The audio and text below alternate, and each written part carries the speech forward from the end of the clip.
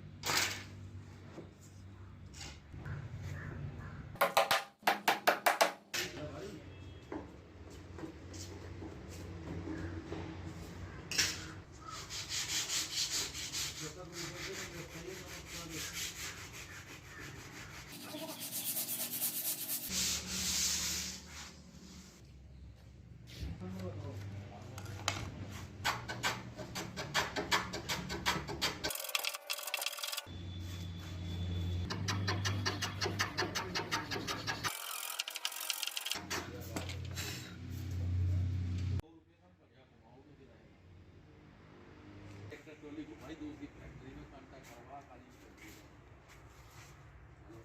आप पूछता खिला है पर्ची आने पर पता लगा।